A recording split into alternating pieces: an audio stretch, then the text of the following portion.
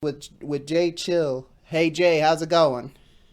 Yo, good. Mic check. 1, 2. Is the thing on? It looks like it. I mean, it's definitely reading it from the algorithms. I'm seeing it here. So All right, word. I'm just gonna start off, Jay. You are very unique in the sense that you started.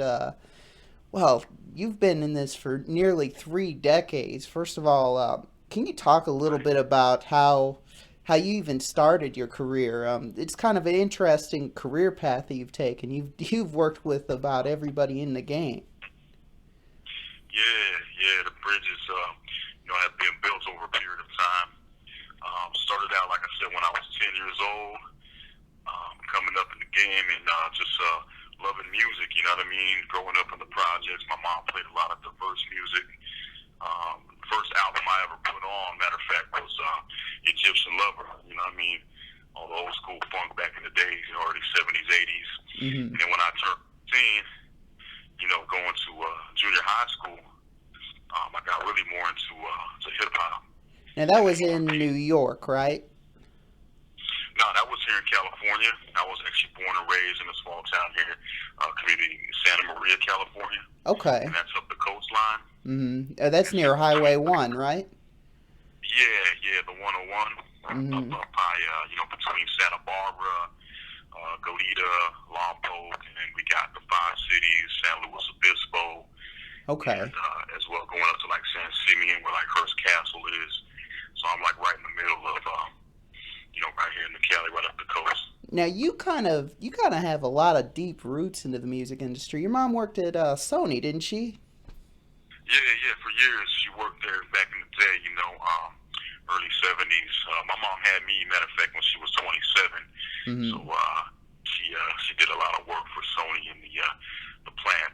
Doing the records, putting the sleeves on the records, and seeing a lot of the you know artists that came through at that time. And she got to really, I guess, absorb the entire industry. Kind of had a bird's eye view of it, but kind of like at ground Right, zero. You know what I'm saying? So. right. She's seen a lot. Yeah, and then after that, she'd worked for Kmart for a while, and Hmm. she take me back there and grew up. You know what I mean? Blue Light Special. Wow, I haven't heard that one in a minute, Jay. Now, Yeah, now you taking it said back a little bit for all those out there that remember the Blue Light Specials that came on. now you said that at the age of 15 is when you really kind of started getting kind of knee deep into this game. Can you talk a little bit about that and kind of that transition to where you kind of start taking it to another level and kind of learning the game at another level? Right. I dove deep into it, got more into the writing aspect of it. Listened to a lot of the greats coming up, of course. LL Cool J, Big Daddy Kane, Rakim.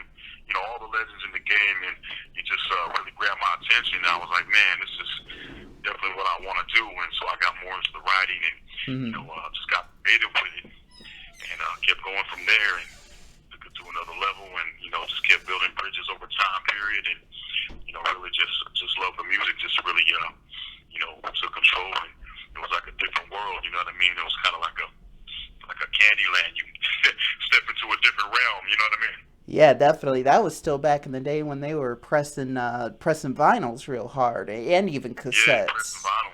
Yeah. And that's also I also got a chance to, believe it or not, meet one of Big Daddy Kane's proteges. Actually, his name is Oh, shouts out to King Trick out in Arizona. dope. Yeah, matter of fact, speaking about PDK, man, I just linked up with Scoop Lover, one of his dancers from back in the day, and got a chance to holler at him real quick. You know what I mean? And it was cool, man. And he got a new track and stuff. Obviously, I've seen on YouTube. So shout out, of course, to the old school Big Daddy Kane, Scoop Lover, Scrap Lover from back in the day. And man, it's just like it's surreal, man. Like I said, to be able to connect with a lot of legends now and build these bridges. It took a period of time to get there, but man, it's a blessing, man, to be able to get a stamp of approval from these legends too, and be able to have an open door to work with them on some future projects down the line. Can you talk a little bit about some of your projects over the years? Because that's when you really, when you were a teenager and younger, you really kind of got the bug. But you also got the chance to like, I mean, you were even in living in recording studios where you were actually getting like your physical mail there. You know what I'm saying? Like, Yeah, yeah. I definitely been through some trials and tribulations myself, like we all have, and I was homeless for a while, man, and I had to pick myself up, and I was living in a multi-million dollar recording studio, hmm and that was in Oxnard, California, and we had some artists come through, like Roscoe, from DPG came through, and a couple cats, and it was cool, man, and got to meet them, and record a couple tracks, and matter of fact, before I left, I recorded one last track. It was called "Tap Into Your Mind," and I dropped the verse the last day before I took off from Oxnard. what was that like to be around all of those like hip hop? Now they're like considered hip hop legends, basically. What was that like? What did you learn about the game?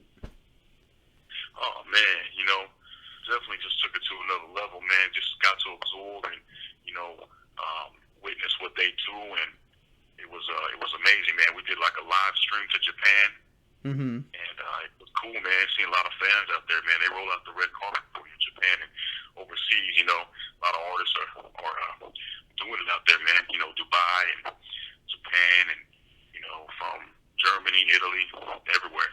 Oh, so you actually got to travel overseas a little bit as well? Not particularly yet. No, I want to. I hmm got my passport ready. Which is a good thing. That's part of the game. A lot of artists need to understand is if they want to get some money like that and do some live tours and get out there and get known to the public, that's where most of your money is made. You know what I mean? Yeah, definitely. I mean, they really, really have from what I understand overseas, they have a much deeper appreciation, or I don't know if it's deeper, but it's definitely Right. more emotional, I guess, more expressive as far as the reception to their fan base or to the artists that are performing. I'm sorry. Absolutely. And, when it's good to reach out like that and expand and, different boundaries and get your music heard like that. So it's definitely a blessing once I get a chance and opportunity to travel. Like I said, I got my passport ready to do it. I just talked with my man, Paulie Mack. Matter of fact, earlier, he's got a band called Columbine, kind of like Ice-T's Body Count. Uh huh. And the album's out and everything. So, shout out to my man, Paulie Mack out there. He's in Las Vegas. And I recently had moved back here to Cali. Okay, so and now I'm gonna kind of take you through your projects. How many different retail albums have you had throughout the years, and what have you done to kind of get your name, kind of keep it lit out there? I used to have consignments, back in the day when the record stores were around. And I was talking to my boy today, matter of fact, we went out to the five cities of San Luis Obispo, Cali here. And we're looking at like cheap thrills out there. And they got, a couple of places. They got a spot called Nemo's, a lot of comic books and music. And Boo Boo Records, matter of fact, is in Slow too. And, you miss a lot of those record stores, coming up their ventures. So what I used to do is I used to go around back in the day and get consignments. Hmm. Can you And put talk a my little bit record. about that? Because I know we're headed more into the almost exclusively digital age, but there's still kind of a magic with record stores. I really, really wish that that kind of the physical movement would kind of come back a little bit more full circle. I mean, I know it'll never Yeah, be I how it agree. was, but that I agree. distribution network was great back in those days. I mean, I don't really remember it as much because I was very young, but Right. at the same time, like there was a magic to going to the store and actually getting a release that you wanted. Can you talk a little bit about that? Yeah, man, it's just, vintage. Those record stores, man, are classic, man. Just nothing like going in there and, just being able to smell the vinyl, you know what I'm saying? And be hmm able to reach out and touch and dig in the crates and look for different records, man, you know what I mean? And a lot of different variety, man. I used to buy a lot of cassette tapes and, CDs when they had came out and but nothing like vinyl, man, and keeping the essence of real music alive like that, and especially with DJs and stuff like that. You know what I mean? Yeah, definitely. You seem to be like, based on everything I've talked to you, kind of a connoisseur of music, if you will. Can you talk a little bit about over the years some of the different recording artists that you really dug, or different projects, or even some projects that might even be a little weird or oddball, or classified as a little bit different? Like you're like, wow, this is Little cool. eclectic. Yeah, I'll tell you this, man. One of my favorite artists, even to this day and always of all time, would be Sade. Okay. Sade, Stevie Wonder, of course. Prince. A Hmm. lot of the old school funk coming up like that. Man, Tears for Fears, man, Duran Duran. I listen to all of it. Definitely. So you went almost to probably the mid '70s, all the way up to you jumped right into probably the mid '80s there when you started talking about Tears for Fears. There, that's Yeah, yeah. They had some great albums. You know what I mean?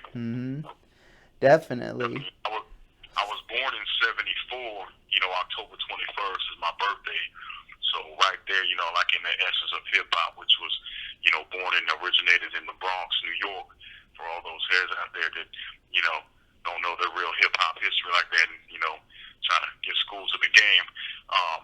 Definitely, was just love for the game and just coming up and being able to be creative and just get into the writing, like I said, and dive into the paper and just create and take it to a whole different plateau. Yeah, definitely. Now you grew up on, or have been on both coasts. How is that kind of the different influences? Because you're pretty well traveled. How is that kind of seeped into your recording style as a recording artist? How much more versatile has that made you?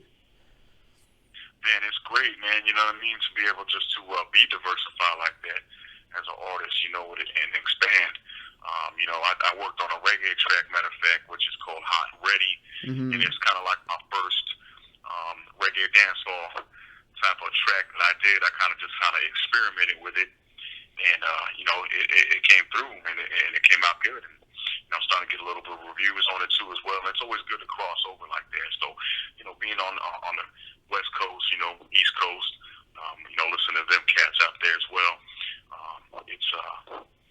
It's great because you just be able to touch more of a fan base and more people out that way.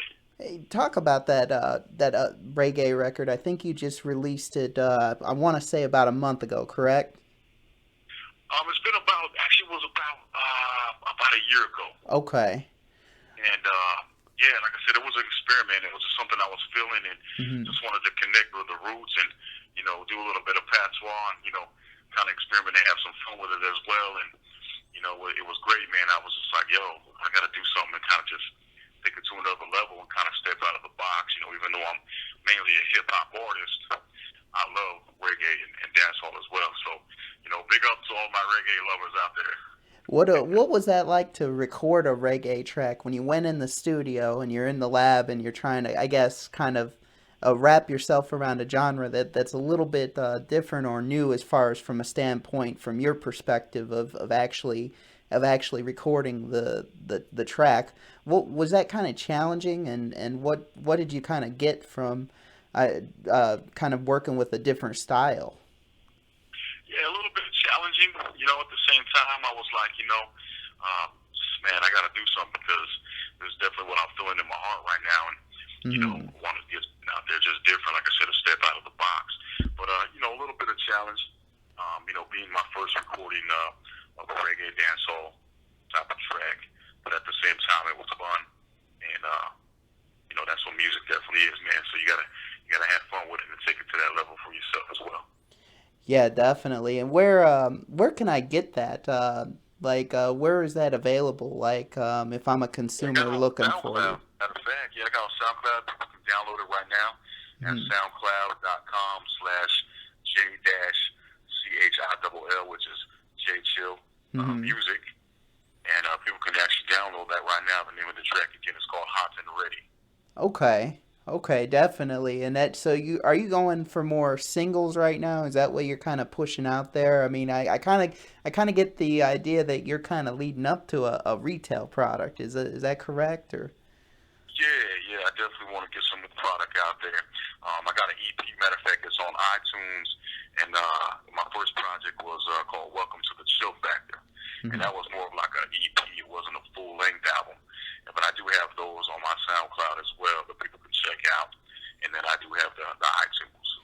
How have you survived as long as you've been in this recording industry? It's a very tough industry. There's been a lot of changes. I would say tumultuous is a good word Like, for it. How have you survived and adapted over the years to all the different changes in style and tastes and everything like that, and even distribution? hmm yeah, I'm a Libra, so I get bored of myself sometimes. Uh-huh. So I always got to create, man. I always got to step back in the lab and just come out with something new and, Hmm. diversify like that and, you know what I mean, take it to another level like that as well, man. It's definitely, a process. But at the same time, you get your inspiration and you draw from that and, get back in the lab and just do your thing. Yeah, definitely. It seems like one thing that's kind of unique about you as an artist is that you're definitely not afraid to like get in there and really go outside the box on that. Can you talk about some of the different tracks that you've really kind of worked on over the years? Like I know we're talking about that reggae track that you had recorded recently. Right. Has there been others like that? And can you talk a little bit about some of the different experimenting with different kind of genres and stuff like that as well, kind of cross pollinating, if you will? Yeah, like I said, coming up back in the day, listening to all the old school funk. I'm a West Coast kid myself, born and raised, here in Cali, but as well, listen to a lot of greats, like I said, from New York and everything. And so I just absorbed everything and, took it to the lab like that, and as well as reggae and stuff like that. So reaching out to the cultures, and connecting, as well as me being Spanish and Peruvian descent, and then coming from a diversified family with a melting pot of different cultures. That's how I connected with the roots as well. Boy, that really you talk about your background a little bit. That really gives you a lot of different musical influences, probably. So, Right. do you really kind of enjoy having that kind of repository of diversity? Absolutely. Yeah, I want to even get into doing some reggaeton and some Spanish tracks as well. Just for the love of the music and the culture. That's right. You're bilingual, correct? Right, right. It's funny. I actually understand a lot more Spanish than I speak now. When I was growing up, though, Hmm. 7 to 8 years old, we grew up in Tijuana, Mexico, there over the border. And when I was 7, I spoke fluent Spanish, and you kind of come over to the states, so to say, and you kind of lose your dialect a little bit. So, but I understand a lot more, and I speak pretty well to get by. But it's always good to reconnect with your culture that way as well. So let me get this straight. You've been in the Bronx, New York. You've been in Tijuana, Mexico. How many different places have you been? Can you talk a little bit and kind of brief on where all you've been and how much has that really kind of made you who you are as a recording artist and as a person? Absolutely. Yeah, haven't got a chance to travel out to the Bronx to New York yet now, but I want to. I got a lot of connects out there, which I build the bridges with, which is cool. And then again, like saying, with my passport to do some travel down here in the future, Dubai, Italy, Australia. Matter of fact, I'm talking to a DJ right now from Italy, and he Hmm. was listening to my music the other day, and he's like, yo, we got to get you a music plan for 2016 coming up here. So hopefully I'm looking to get booked and do some things, and we're talking about some different projects right now. He wants to do some remixes, matter of fact, as well, of some of the reggae stuff, because I want to actually come out with trying to work on a full-length reggae dancehall type of album. And I get a lot of my inspiration from the artists like Shaggy, Sean Paul, Beanie Man. So big up, to all the artists out there in Jamaica as well. Mr. Vegas, matter of fact, as well. I got a project I was trying to work on to get him on a remix, but that's going to take some time and a little bit of finances behind it. Hmm. But as well, man, just been mostly here in Cali. Like I said, up and down the coast, and looking to travel a little bit more here in the future, though. You've gotten a chance to work with a lot of different recording artists at a lot of different levels too. Can you talk a little bit Right. about some of your, in brief, kind of some of your greatest experiences working with artists in the past, and currently collaborating with on future Yeah, projects? matter of fact, I used to work back in the day with my man Kid Frost. That came out with the joints, man, La Raza. You know what I mean? And it was the joints back in the day, man. Still to this day, Mellow Man Ace as well. I got a little something going on with him. I'm gonna be trying to work on a project with him, maybe sometime here in 2016, as well as other artists, Tweet Cadillac, matter of fact, the Penthouse Players Click, which was featured on Tap Into Your Mind. Um, he was signed by Eazy-E and DJ Quick back in 1992 with the Penthouse Players Click, as well Wow. as my man Sugar Free, DJ Quick. So shout out to them as well. Yeah, definitely. Sugar Free's been doing his thing for a minute now. I mean, he's been on top for a while as far as Yeah, Sugar Free. really really packing the house. So Absolutely, yeah. He's still doing things. Him and DJ Quick are together and stuff, and they got a lot of projects in the works. And matter of fact, I just talked with management, my man Teddy Ted, a couple months back as well. and now I'm going to kind of transition a little bit. We've talked a lot about kind of in brief about your background. Now I'm going to kind of transition into the future. It sounds like you've got a lot going on for 2016. What's 2016 going to hold for you, Jay? Yeah, like I said again, reiterate, I want to definitely get out to, maybe Dubai, Italy, Australia, just different places like that, man. I love to go to Japan if I got a chance to.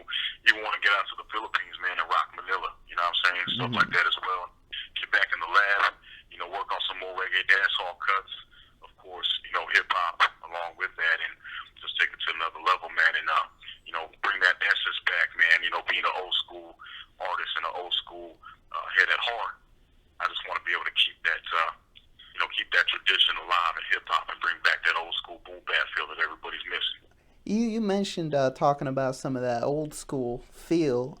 Have you worked with some of the younger guys out there? And what's your take on some of the younger guys? Anybody really doing some amazing stuff in your opinion? Who's really doing it out there? Some of these younger cats as well. Yeah, Drake, man. He just had a little thing going on, like I don't know if you want to call it a beef with Meek Mill. You heard about that, right? Yeah, yeah, definitely. Yeah. Hip hop is kind of a young man's sport, I guess you could say. And age is just a number, of course. Still, man, I'm 41 now, but I still love what I do, and I don't look at it that way as well. But Drake, man, he's doing good. Hmm. Meek Mill's got his own thing going on. Different artists got different lanes they're swerving in. Man, Fetty Wap, Boy, a lot of cats like that out there he's doing it right doing now. You know what I mean? And of amazing. course, we still got the Kanyes and Hmm. Definitely, Fetty Wap's really taken his game to the next level. He was able to buy his best friend recently a BMW 8 for Christmas. I thought that was yeah, real cool. yeah. I saw that. I saw that little video, man, and yeah, big ups to him, man, for being able to reach out and do that, man. Yeah, because he came from Patterson, New Jersey, and that's not an easy place to really come from growing up. So that's Right, a pretty right. rough area. So. Yeah, every place got their hood. Mhm. Definitely. Anything else that you would like to add that you feel I should know, or anything else in the works? I know you recently got. Now tell the people out here. I know you recently got T-shirts as well. How would I get one of those J Chill T-shirts if I'm a fan? Yeah, matter of fact, I'm working on a new website. I do have Uh jchillonline.com.weebly. huh. Actually, let me reiterate that. jchillonlineweebly.com, which Okay. is the website I got right now. But I'm working on a jchill.com, so it'll be more official, and then I'll be able to set up a place where I can sell some T-shirts and do some merch like that as well. Oh, very cool, very cool. I know you recently did look like was a short run of some new cheese. That's why I was like, oh, you got some teas for sale, huh?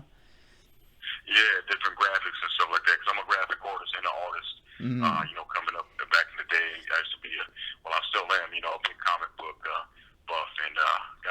see that Star Wars movie, man. Did you get a chance to see that?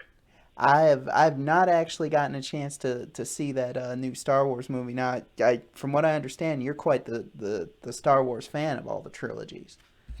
Oh, absolutely, yeah. Definitely came up. You know what I mean? And they got a man. The story, the saga continues. I guess you could say that's that's gonna be the next installment, man. It's coming though pretty soon here. Yeah, definitely. And like I said too, looks like you're gonna be touring pretty heavy. Sounds like you're going more international. Are you doing anything in Yeah. the States as well, or anything in the works in the States as well too? Yeah, yeah, definitely keep it Cali based and Mm. worldwide and international that way, and just just be a universal cat, man, just for the love of the game and love of music. And you were in, I believe you were in Vegas for the last 4 or 5 years. Why'd you decide to relocate to Cali? What was It looked like you got some things popping back there. Or? Yeah, the reason I went to Vegas in the first place was for finances and living expenses and jobs and stuff like that as well. So a little Hmm. bit of easier living out there.